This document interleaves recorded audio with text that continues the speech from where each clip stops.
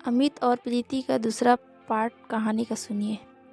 जब 2 दिन बाकी थे परीक्षा के लिए, अमित को प्रीति से मिलना था। एक दिन अमित प्रीति को बिना बताए स्कूल छूटने के समय उसी बस स्टॉप पर गया जहां वो रोज मिलते थे। प्रीति स्कूल के बाद घर जाने के लिए उसी बस स्टॉप पर आई। उसने देखा कि अमित बस स्टॉप पर था और वो दूर से ही अमित को देखकर खुश हो गई।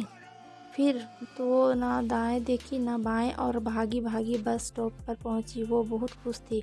अमित के पास जाते ही वो बोली, तुम यहाँ कल तो तुमने फ़ोन पर नहीं कहा था तुम आने वाले हो। अमित बोला, क्योंकि मैं तुम्हें सरप्राइज़ देना चाहता था इसलिए नहीं कहा था। प्रीति बोली, अच्छा किया कि तुम आ गए मिलने, मुझे तुम्हारी बहुत याद आ रही थी।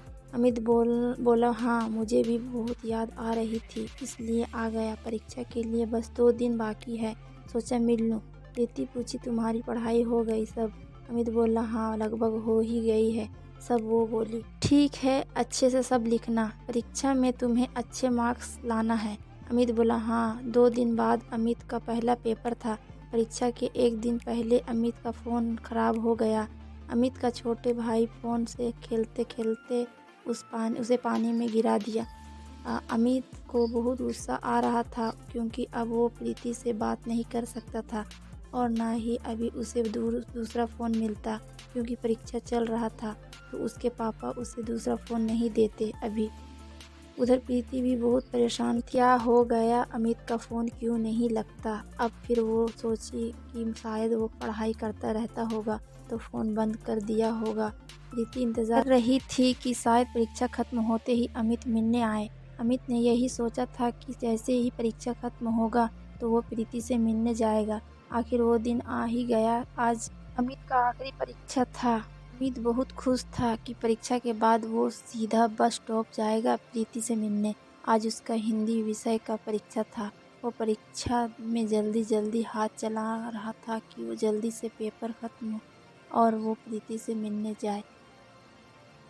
पेपर ख़त्म हुआ और वो सबसे पहले अपने क्लास से निकला और सीधा उसी बस स्टॉप पर गया। अभी स्कूल की छुट्टी होने के लिए 2 घंटे बाकी थे, फिर भी वो चला गया उधर और इंतज़ार कर रहा था का। वो 2 घंटे भी अब उससे सालों लग रहे थे। 3 बज गए, स्कूल का छूटने का समय हो गया।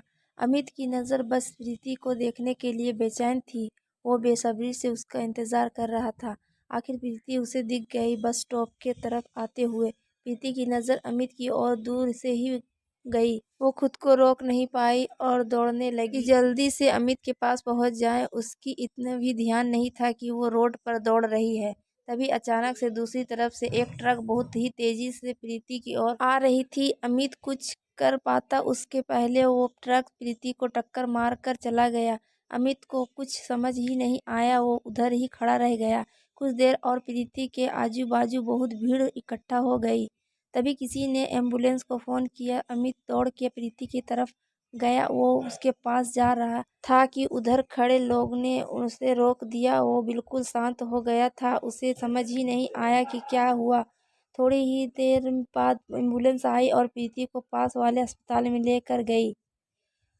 उसे बिल्कुल नहीं समझ आ रहा था कि वो कहाँ जाए, क्या करे। वो बस स्टॉप के थोड़ी दूर पर एक गार्डन था, वहां जाकर बैठ गया। वो बहुत रोने लगा। उसे प्रीति की बहुत याद आ रही थी। वो सोच रहा था कि प्रीति उसके वजह से ही आज उसके साथ नहीं है। ना वो आज उससे मिलने आता और ना ही वो सब हुआ होता। शाम हो गई थी। अमित वहां ही बैठकर बहुत रोया जा रहा था कि फिर किसी ने अमित को रोते हुए देखा तो उससे पूछा, क्या हुआ, तुम यहाँ बैठकर क्यों रो रहे हो? अमित कुछ नहीं बोला। फिर उस आदमी ने कहा कि घर जाओ, बहुत देर हो गई है, तुम्हारे मम्मी पापा तुम्हारा इंतजार कर रहे होंगे। वो उधर से ही उठा और धीरे धीरे चलते चलते घर आया। उसकी मम्मी उससे पूछने लगी, कहाँ था इतने देर तक और परीक्षा कैसा था आज का? अमित बोला, ठीक था और वो परीक्षा के बाद अपने दोस्त के घर चला गया था। इतना बोलकर वो अपने कमरे में चला गया। उसे खुद पर बहुत गुस्सा आ रहा था। वो बहुत रोया। वो खुद को माफ नहीं कर पा रहा था। वो बस यही सोच रहा था कि सब उसकी गलती थी। प्रीति की वो हालत उसके वजह से हुई। कुछ महीनों बाद अमित का रिजल्ट आया। बोर्ड परीक्षा का उसने अपना रिजल्ट देखा और वो अच्छे नंबर से पास हुआ था। उसे अपने रिजल्ट की कोई खुशी नहीं हुई। वो कितनी खुश होती उसका रिजल्ट देखकर। अमित अब बिल्कुल बदल गया था। अब वो ज़्यादा किसी से बात भी नहीं करता था, बस अकेले अकेले रहता था। आगे की पढ़ाई के लिए उसके मम्मी पापा ने उसे हॉस्टल भेज दिया। अमित वहाँ जाकर थोड़ा बदल रहा था। अब वो बाकी लोगों में थोड़ा घुल मिल कर रहता था, लेकिन वो प्रीति को नहीं भूला था और वो ना ही खुद को माफ़ कर पा रहा था। वो पूरी ज़िंदगी खुद को प्रीति का गुनहगार समझता रहा। वो बस सोचता रहता कि उसके वजह से ही प्रीति उसे हमेशा के लिए छोड़कर चली गई। कहानी अच्छी लगी तो वीडियो को लाइक और सब्सक्राइब करें और ऐसे ही कहानी सुनने के लिए बेल आइकन प्रेस